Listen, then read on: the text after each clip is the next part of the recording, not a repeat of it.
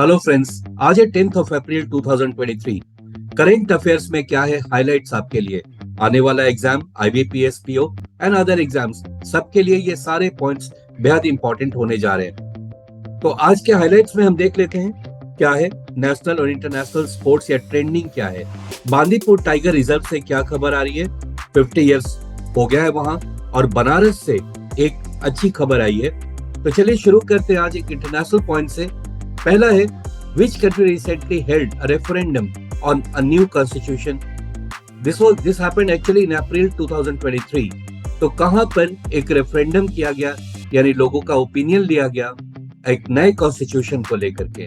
तो ये यहाँ पर देखिए, ये एक कंट्री है यहाँ जो you can say western Asian countries का एक ग्रुप है यहाँ। Uzbekistan, Tajikistan, Turkmenistan etcetera etcetera, उसी में एक कंट्री में ऐसा हुआ है। और राइट आंसर है इसका B option, that is Uzbekistan. Right, तो हम जरा उज्बेकिस्तान का ये लोकेशन भी ठीक से देख लीजिए। चाइना के ये वेस्ट में आता है और इंडिया कुछ इस जगह पर है। ये देखिए यहाँ पर इंडिया है, इधर हो गया पाकिस्तान, अफगानिस्तान, और उसके ठीक ऊपर में यहाँ पर ये कंट्री आता है और उज्बेकिस्तान। राइट, थोड़ा सा और उज्बेकिस्तान के बारे में जान लेते हैं। सो Uzbekistan held a referendum on a new constitution on April 30th. The constitution seeks to declare Uzbekistan as a sovereign, democratic, legal and social state. जी हाँ, ये अब ये एक डेमोक्रेटिक कंट्री होने जा रहा है। The constitution also enshrines new rules from personal rights to expanding the powers of parliament. Capital क्या है वो याद रखेंगे, Tashkent. Where is the Bandipur Tiger Reserve located? ये 50 इयर्स का हो गया है ये टाइगर रिजर्व। ये कहाँ है, किस स्टेट में है? चार ऑप्शन है आपके पास और राइट आंसर है सी, दैट इज कर्नाटका। कर्नाटका जिसका कैपिटल है बेंगलुरु, और यहाँ पर अभी इलेक्शन होने जा रहा है तुरंत, असेंबली इलेक्शन। तो आइए थोड़ा सा और टेकअवेज देख लेते हैं। The Bandipur tiger reserve is located in the southern state of Karnataka. Bandipur Tiger Reserve located in Karnataka completed 50 years as a Project Tiger Reserve on April 1st, 2023. The reserve was launched in 1973 by the then Prime Minister Indira Gandhi with the aim to stop the decline of population in tigers. और अच्छी खबर यह आ रही है कि population काफी अच्छा से इंक्रीज किया है। अगला पॉइंट आ रहा है, what is currency swap? Currency swap क्या है? यहाँ आपके पास चार ऑप्शन है और राइट आंसर है इसका number 1, that is the exchange of one currency for another currency at an agreed upon rate. एक खास रेट पे जिस पे अग्री करते हैं उसमें ये करेंसी का आपस में लेन देन होता है और यही कहलाता है करेंसी स्वैप। टेकअवेज देखते हैं, the exchange of one currency for another currency at an agreed upon rate. So currency swaps are agreements between two parties to exchange one currency for another currency at a specified rate. Next है, what is the objective of the Golden License Program? एक ऐसा programme जो ऐसा माना जा रहा है कि इस कंट्री में जो इकोनॉमी है उसको रेवोल्यूशनाइज कर देगा। और ये क्या है तो आपको बताना है, ये गोल्डन लाइसेंस प्रोग्राम क्या है। यहाँ चार ऑप्शंस हैं और इसका राइट आंसर है A option, to attract foreign direct investment in Bahrain. तो ये है बहरीन में हो रहा है, ऐसा प्रोग्राम शुरू किया गया है कि आप वहां इन्वेस्टमेंट करें। गवर्नमेंट आपको लैंड देगी, गवर्नमेंट आपको स्पेशल फैसिलिटी देगी। और पहले से अगर आपको पता है कि क्या प्रोजेक्ट है आपका, क्या करना चाहते हैं, वहां की गवर्नमेंट को अगर आप बताते हैं तो आपको पहले से ही एक प्रॉपर लैंड मिल जाएगा और काम बहुत सहूलियत से होगा और गवर्नमेंट आपको हर तरह से सपोर्ट करेगी। टेकअवेज देख लेते हैं। Bahrain has introduced golden licence programme to encourage investment and job creation as part of its economic and fiscal reforms. The program offers a range of benefits and initiatives to companies with large-scale investment projects in Bahrain. तो कोई company अगर large scale investment वहां कर रहा है जिससे वहां पे कुछ जॉब्स क्रिएशन भी होगा, तो गवर्नमेंट ऐसे प्रोजेक्ट को सपोर्ट करने के लिए तैयार है। एक खास तरह का लाइसेंस देगा जिसे गोल्डन लाइसेंस कहेंगे और गवर्नमेंट आपको बहुत सारा फैसिलिटी वहां देगा। अगला पॉइंट है, which of the following goods from Varanasi received GI certification? ठीक है, किसको मिला है जीआई टैग रिसेंटली? सो बनारसी साड़ी, बनारसी पान, गुलाब जामुन या केसर जलेबी। और राइट आंसर है बी ऑप्शन, बनारसी पान। जी हाँ, बनारसी पान अब वर्ल्ड वाइड फेमस हो गया क्योंकि इसे जीआई टैग मिल गया है। बनारसी पान was one of the 4 goods from Varanasi to receive GI certification. पहले भी 3 को मिल चुका है।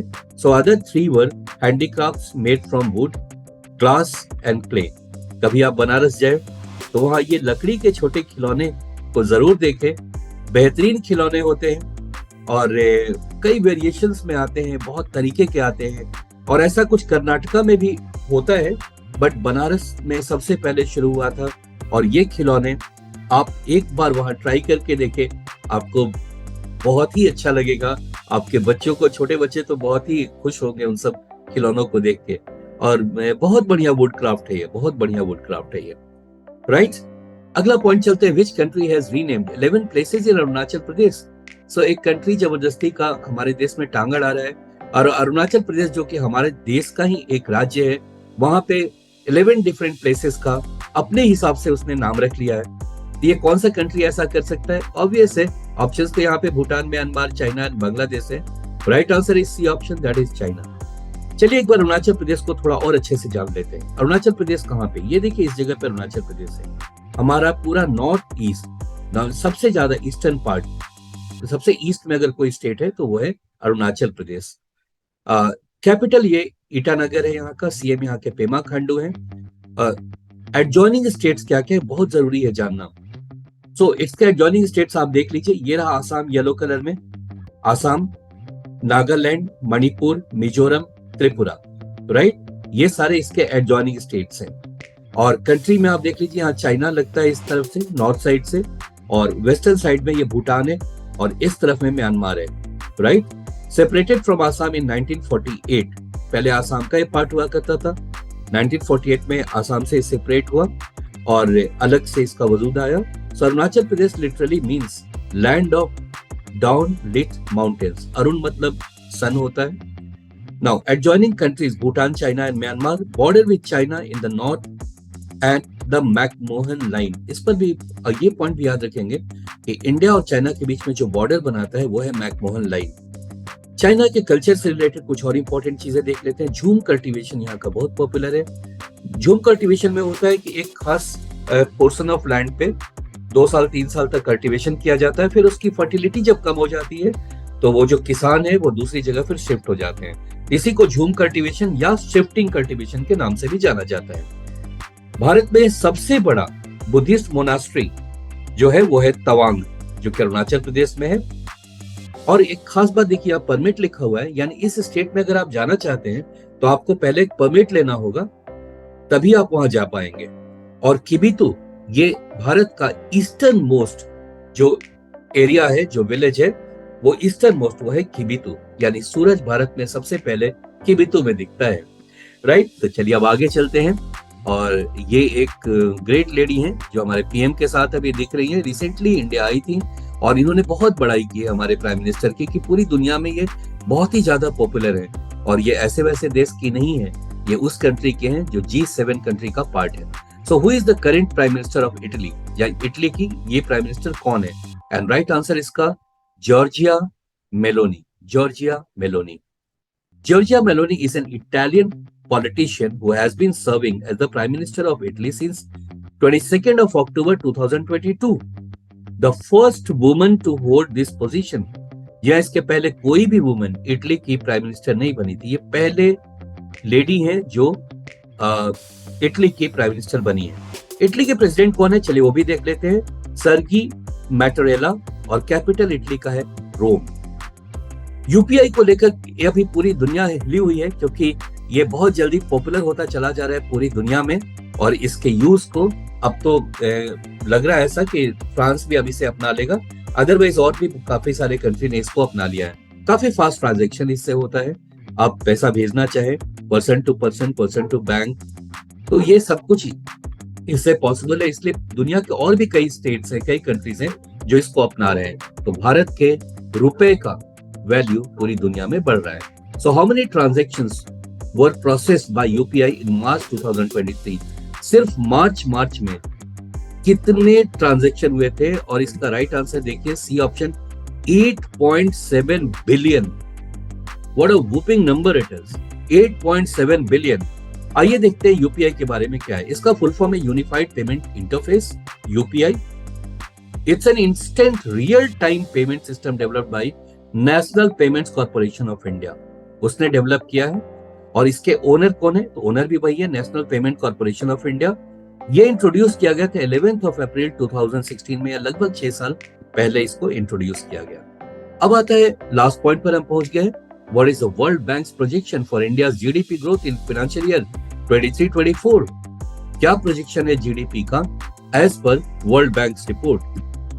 तो आंसर है इसका A option, that is 6.3%। World Bank के बारे में थोड़ा सा और जान लेते हैं। The World Bank is an international financial institution that provides loans and grants to the governments of low and middle income countries. Second world war के बाद ऐसा सोचा गया, कुछ लोगों ने सोचा कि हम एक ऐसा बैंक बनाए जो ऐसे कंट्री जो सेकेंड वर्ल्ड वॉर में बहुत गरीब है या मिडिल लेवल पे है, उनको सपोर्ट करने के लिए। तो ये लॉन्ग टर्म लोन देता है, बहुत ही कम रेट ऑफ इंटरेस्ट पे, फॉर रिकंस्ट्रक्शन एंड डेवलपमेंट। इसीलिए इसका एक्चुअल नाम है IBRD, international bank for reconstruction and development.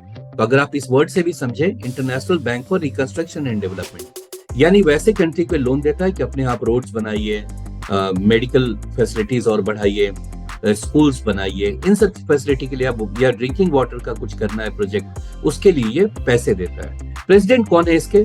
वो है डेविड मालपास। हेडक्वार्टर है वाशिंगटन डीसी, यूनाइटेड स्टेट्स में। और ये इसका फाउंडेशन कब हुआ था? तो जुलाई 1944। तो ये थे सारे इंपॉर्टेंट न्यूज आज के। आई बिलीव आपको बहुत काम आएंगे ये। Thank you so much for watching.